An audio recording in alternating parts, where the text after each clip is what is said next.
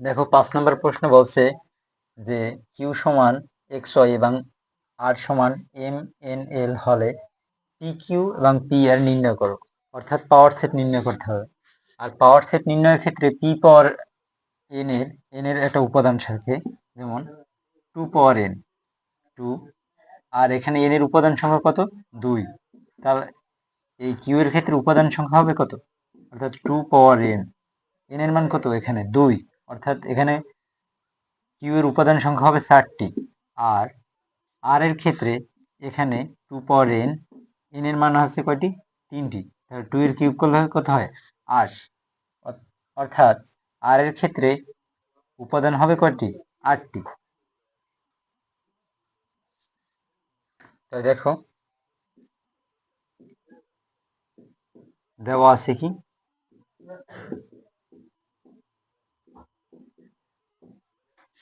দেওয়া আছে কিউ সমান সমান এক্স ওয়াই,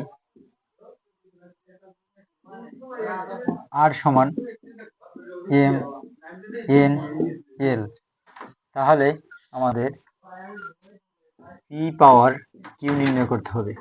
তাহলে প্রথমে আমাদের কি এক্স ওয়াই আছে,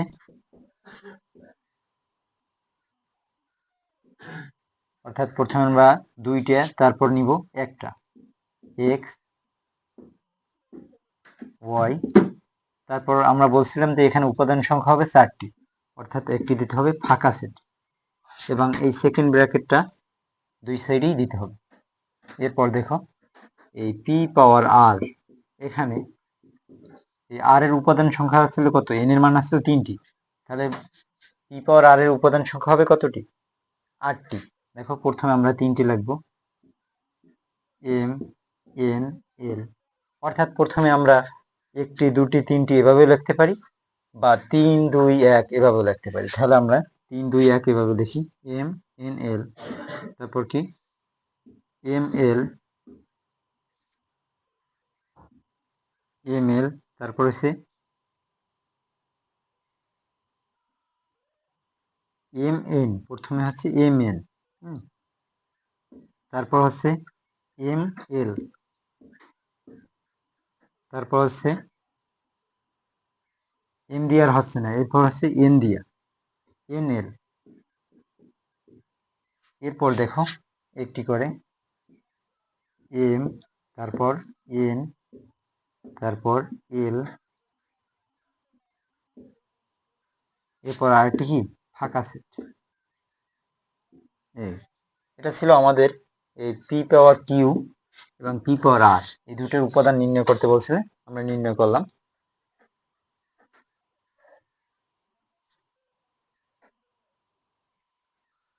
দেখো 6 নম্বর প্রশ্নে বলছে এ সমান এ বি এবং বি সমান এ বি সি হলে সি সমান এ ইউনিয়ন বি, এবং দেখাও যে পি পাওয়ার সি এর উপাদান সংখ্যা 2n, যেখানে n হচ্ছে সি এর উপাদান সংখ্যা, অর্থাৎ 2n কে সমর্থন করে কিনা এটার একটা নিয়ম এখানে, অর্থাৎ পাওয়ার সেটের নিয়মটা।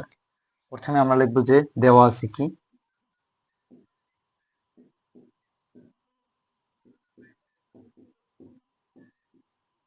দেওয়া আছে এ সমান এ বি, বি সমান এ বি সি।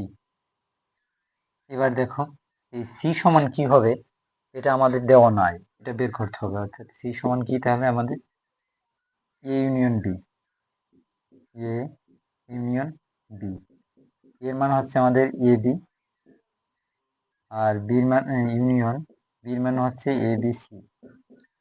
তাহলে ইউনিয়ন মানে কি, কমন আনকমন সব, তাহলে আমাদের কি আছে, একটা দুইটা এ থেকে একটা এ কমন, এবং দুইটা বি থেকে একটা বি কমন, আর সি। এখানে দেখো এই সি এর উপাদান সংখ্যা বাইরে কয়টি 3টি, তাহলে এই পি পাওয়ার সি এর উপাদান সংখ্যা হবে 8টি। দেখো কিভাবে, তাহলে আমাদের বলছে যে পি পাওয়ার সি এর উপাদান সংখ্যা নির্ণয় করতে, তাহলে আমরা পি পাওয়ার সি নির্ণয় করি। পি পাওয়ার সি, এখানে প্রথমে আমাদের আছে 3টি, এ বি সি, তারপর লিখবো আমরা দুটি করে A B, A A B, তারপর এ সি, এ দিয়ে, তারপর হচ্ছে আমাদের এ দিয়ে আর হয় না, এ বি এ সি, তারপর হচ্ছে বি দিয়ে বি সি বি সি, এরপর একটি একটি হয়ে আর তো হয় না, তাহলে এ বি সি ফাঁকা সেট এই। তাহলে আমাদের পি পাওয়ার সি এর উপাদান সংখ্যা কত? পি পাওয়ার সি এর উপাদান সংখ্যা হচ্ছে 2n। তাহলে পি পাওয়ার সি এর উপাদান সংখ্যা, পি পাওয়ার সি এর, এখানে সি এর উপাদান সংখ্যা কয়টি? সি এর উপাদান সংখ্যা, এখানে সি এর উপাদান সংখ্যা হচ্ছে, সি এর উপাদান সংখ্যা হচ্ছে আমাদের এখানে, সি এর উপাদান সংখ্যা কতটি ছিল? 3টি। তাহলে এই পি পাওয়ার সি এর উপাদান সংখ্যা কত? পি পাওয়ার সি এর উপাদান সংখ্যা ছিল এই 2 পাওয়ার n। কত? 2 পাওয়ার n। তাহলে n এর মান কত এখানে? n এর মান হচ্ছে 3। তাহলে 2 পাওয়ার n করলে কত হয়? 8। যেখানে আমরা এই n হচ্ছে কি, n হচ্ছে সি এর উপাদান সংখ্যা, এই n হচ্ছে সি এর উপাদান সংখ্যা, তো এইটি হচ্ছে আমাদের কি n এর মান। n এর মান হচ্ছে 3টি। তাহলে পি পাওয়ার সি এর উপাদান সংখ্যা হবে কতটি? 8টি।